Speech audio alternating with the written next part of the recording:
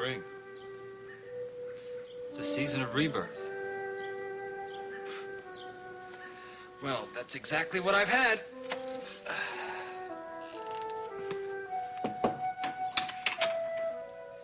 Good morning. Morning.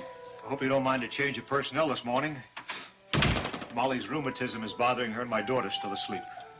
Sure. I'm just sorry that I caused you any extra trouble. Oh, no trouble at all. I thought we'd have a cup of coffee together so we could talk. Whatever you say. I'm sure you've plenty to ask me after what I told you last night. Oh, yeah, I feel like I'm in a state of shock. Well, we all like to forget unpleasant things. They say pain is a short memory. As a doctor, I can vouch for that. There's one thing I told you last night that I'd like to explain some more. It's about why I didn't admit right off the bat that you were Kirk Michaels. How could you be sure? I mean, it was 10 years ago. Yes, that was part of it. I wasn't sure. And it didn't seem likely to me that Kirk would ever come back to this house after what he did. Yeah.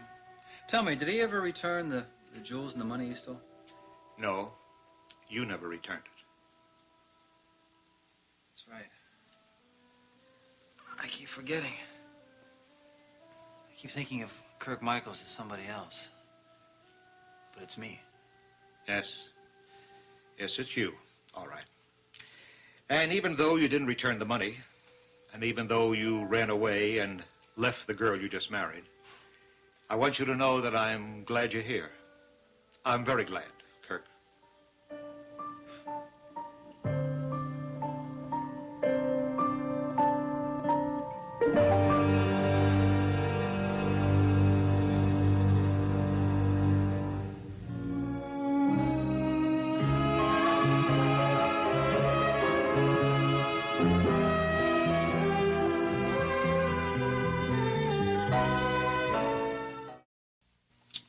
Yes, it was all those things.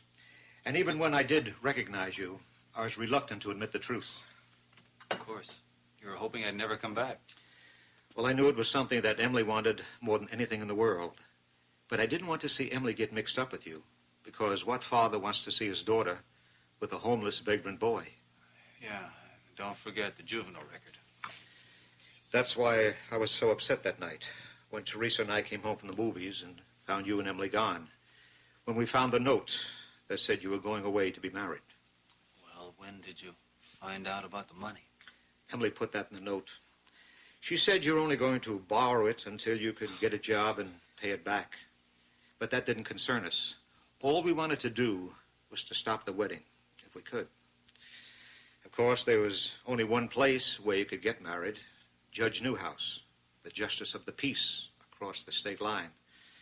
That man was notorious for things like that. Well, Teresa and I got in our car and drove after you. Nobody should ever get behind the wheel of a car in the mood I was in. And that's why it happened. Kirk Michaels, do you take this woman to be your lawful wedded wife, to have and to hold from this day forward, for better, for worse, for richer, for poorer, in sickness and in health, to love and to cherish, till death do you part? I do. Emily Gault, do you take this man to be your lawful wedded husband, to have and to hold from this day forward, for better, for worse, for richer, for poorer, in sickness and in health, to love and to cherish, till death do you part? I do. And by the power invested in me by this state, I hereby pronounce you man and wife. Herbert, it's a state trooper's car. State trooper, what does he want? Mr. Newhouse, I'm looking for a couple of young kids named Emily Gault and Kirk Michaels. Well, they were... You're Emily Gault? Yes, I am. Where's Kirk Michaels? I don't know. Look, we didn't mean to steal the money. We were just borrowing it. I swear it. What money? Just a minute, officer, now. This couple is of legal age to be married, at least in the state. That's not what I'm here for. I'm with the Highway Patrol. Miss Gault, I got some bad news for you, I'm afraid. Kirk, I've got to find Kirk. I think he's leaving. Oh, no. No, he can't. Miss Gault! Kirk! Miss Kirk, Gault! come back! Come back! Please, come inside. Come inside. Now, please, listen to me. Your folks were involved in an accident. What? They were on Route 24. I guess they were headed in this direction. To attend the wedding, maybe. To try and stop it. The roads are pretty wet. They must have skidded, headed right into a tree. Oh, my God. Was anybody hurt? Your father's not too badly hurt, just shaken up, bruised a little. He was the one driving the car. My mother. What about my mother? Door opened on impact. She wasn't wearing a seatbelt. She was flung out of the car. I'm sure it happened very quickly. She didn't even hear it. Please, sit down. My mother's dead. Sit down. My mother's dead. Yes. Teresa died. And for a while, for a couple of months, Emily had something else in her mind to keep it occupied. A grief that went deeper than the loss of a new husband. Something else besides grief, maybe. You mean guilt? Yes, it was guilt. How could it be avoided? Emily blamed herself for what happened. I blame myself just as much. I was the one behind the wheel. What happened to Emily then? She climbed into a shell. I suppose we both did. Emily's mourning lasted years. She wasn't just mourning her mother. She was mourning her lost husband, her lost chance at happiness. Well, why didn't you have the marriage annulled? It would have been a simple legal procedure. I didn't annul the marriage because I knew it would kill Emily.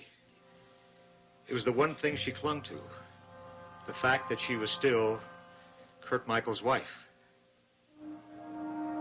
Kirk, are you all right? Yeah, fine. Just as she clung to the idea that you would come back for her one day. I never believed that. I told her not to wait for you, to build herself a new life, but she wouldn't listen to me. And after a while, we just stopped talking about it. I don't think the name has been mentioned in this house once in the last 9 years. And now we hear almost nothing else. Well, I don't care how many times I hear it. Still doesn't mean anything to me.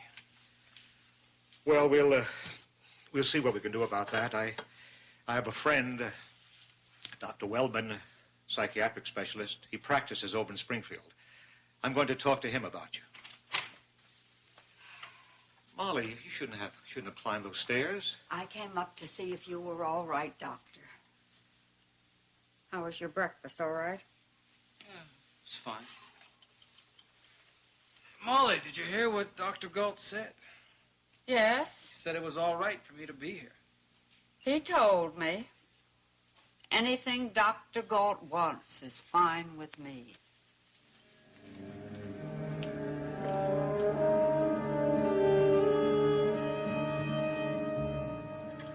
Well, I had a million things I wanted to do today, including going to the hospital to visit Julia, and then going over to MON, and see how Geraldine is getting along. Well, I think those are very good ideas. They're wonderful ideas. I'm just too tired to do any of them. Did you sleep badly? Yeah, I'm afraid I did.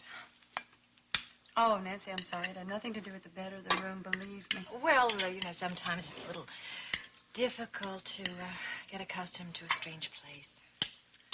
Yeah, I think more than that, though. It's kind of strange getting accustomed to sleeping alone.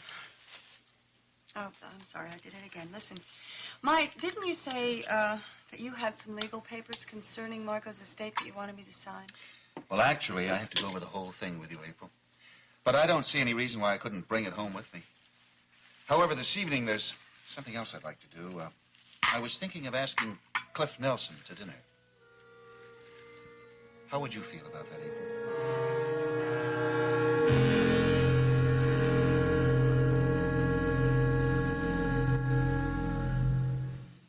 What do you mean, how do I feel? Mike, look, just because I have a personal dislike for Cliff Nelson doesn't mean you can't have him or anyone else here. This happens to be your home. Are you sure you wouldn't mind being in his company? Don't be silly. It has nothing to do with me. Oh, wait a minute. Of course it does. I see. You are both worried about having Cliff here because of what he did to Draper. He was the prosecuting attorney. Yes, and you were the defense attorney. You were his opponent. He won. Frankly, Mike, I find it difficult to understand how you could invite him to your home as if nothing had happened. Well, I guess that's another one of those Incredibles. Attorneys oppose each other in court, but they can't allow themselves to get involved in the conflict personally. Yeah. Of course, I mean, look at the times that Logan and Draper were on opposite sides, and they were the best of friends. Of course they were. You know, I've heard rumors that people believe that Logan was responsible for the prosecution's case against Draper. You don't hold a grudge against him? No, I don't see any reason to blame any one person for what's happened. Anyway, this may not be the best time to have someone for dinner, especially since we want to go over your mother's papers. No, Mike. Look, we can do that any night here, or I can go down to your office one day this week. Well, that would be fine, except my schedule at the office is rather crowded, to put it mildly. Yeah. You have to find a replacement for Draper. Yes. Either that or cut my client list in half. Well, you can't do that, Mike. I'm sure there are a dozen people who would be interested in that job. As a matter of fact, Cliff Nelson proposed himself as a possibility. Cliff Nelson? Yes. And he was quite serious.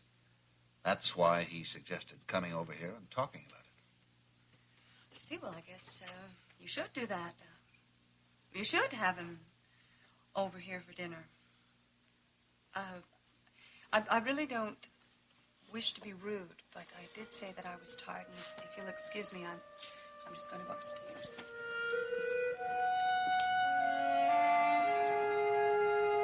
Oh, you did it. Maybe you ought to send Raven a bill for legal advice. What legal advice? I didn't advise her to do anything. Yeah, well, somebody fed her that old chestnut about possession being 9 points of the law, that all she had to do was snatch Jamie and everything would be fine. Wait a minute, I didn't advise her to do that. Look, she got that idea on her own. Oh, yeah? She didn't succeed, did she? She came damn close. I mean, I was walking in the door when she was ready to walk out with Jamie. I guess I did you a favor. Favor? How do you figure that? Well, if I hadn't have shown up, you'd have been over at Mike Carr's, and Raven and Jamie would have been over the state line, right? The only reason I was keeping that appointment with Mike in the first place was because you broke it without telling anybody. I had to go to the airport. airport. Look, go on. Get out of here. I've got things to do. I got to pick up the pieces of the cases you've dropped. You know, you're making me sound like the worst lawyer in the world here. Well, I don't know about the whole world, but I certainly know about this office. Wait a minute. You know, some people happen to think I'm pretty terrific. Oh, really? How nice for you. Hey, Mike Carr himself congratulated me on my trial work in Draper's case. You know, he even said that there was an opening for Draper's spot. Cliff, just shut up, please. I don't want to hear Draper's name from you again. I don't want you to talk about him. I don't want you to talk about Raven. You understand that? Yeah, I understand that. You don't want me to talk to you about anything. Yes. Send him in, please. Well, what are you waiting for? Go on, get out of here.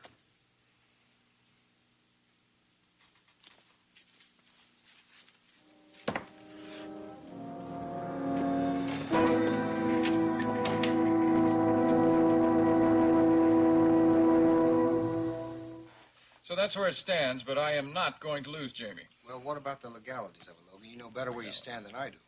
It's a mess. I'm not the child's legal parent. I'm the guardian pro tem. Well, that doesn't sound too promising, does it? No, it's not. Raven is Jamie's mother. She gets her hands on him, it's going to be real tricky getting him back. I mean, she's not kidnapping him, is she? She's not asking for ransom. Or is she? What? I just had this idea that maybe Raven does want something from me. Maybe she sees Jamie as a bargaining tool, something to use in a trade-off. Well, for what? I don't know. And I don't want to find out. We better make sure that Raven doesn't get her hands on Jamie. Well, that's kind of what I wanted to talk to you about. I need advice. I need help.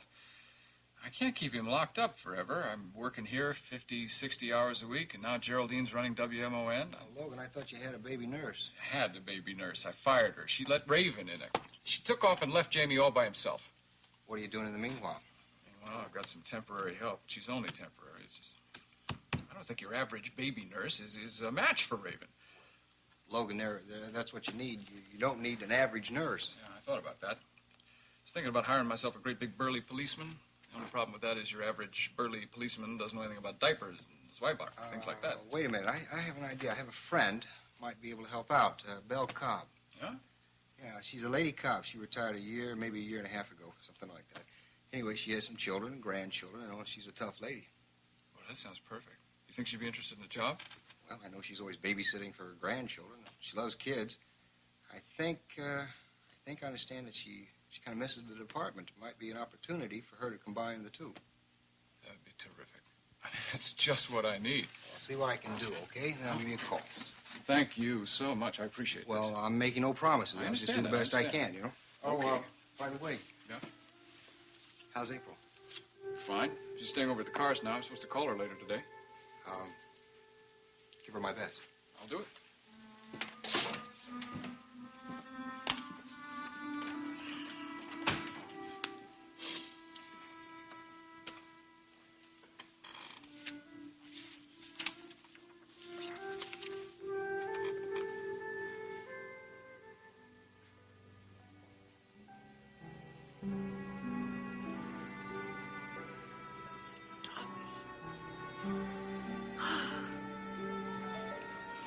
You're going to snap out of it.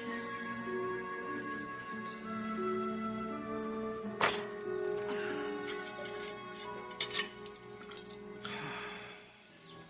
Kirk Michaels. Mr. and Mrs. Kirk Michaels. Yes, I knew you'd think that I had an ulterior motive, and you're right. Neil, I have a patient, and as soon as I found out what was wrong with him, your name came to mind. Yeah, I know. You can't find out what's wrong with the guy, so you've decided it must be psychosomatic. Oh, I know what's wrong with him, all right. At least I can put a name to the disease. It's called amnesia. Uh-oh. Better get your bill paid in advance. No, Neil, I'm serious. It's a bad case. The man has been through some kind of terrible trauma. There's probably a head injury included. He seems to be out of any concussion problems, but he's totally blank about the past, and I mean total. Where is this patient? Well, at the moment, he's staying here with us. Well, can't you get him identified? No. Well, I think I know who he is or who he was, but right now that's not the problem I'm concerned with. Leo, if you want me to see the man, you know I'll do it. Can you get him to Springfield? Can he be moved? Right now, all I want to do is talk to you about him, all right? Don't ask me to explain. All I want to find out is whether he has any chance at all of recovering his memory. Any chance at all. All right, Neil, I'll try to make it before the end of the week. Thanks very much. Bye-bye.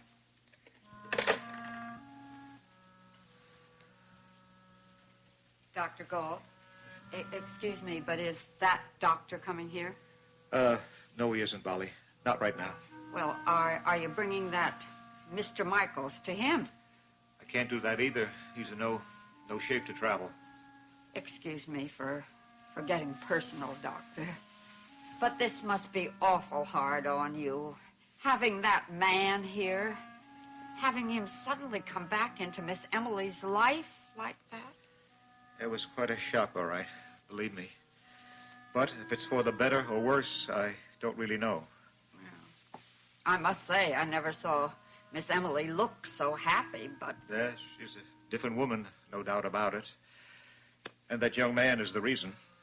But if he was a thief when he was a boy, what do you think he is today? Doesn't that worry you? I worry about a lot of things, Molly. Used to even worry more about Emily. About what a lonely life she had. Yes, I remember when I first arrived here, she was just getting over that sickness. Yes, but she wasn't physically sick. She was suffering from depression, severe depression. That's what happens to people when they lose someone they love. And she lost two people. And that's why one day I decided to do something about it, at least about one of them. What do you mean, Doctor? I mean, I tried to find Kirk Michaels again 9 years ago. Did you? I thought it was the only way to help Emily. And you didn't find him? No, I didn't. Would you get me some fresh coffee, Molly? Oh, yes, Doctor, I'm sorry. I heated up a bit.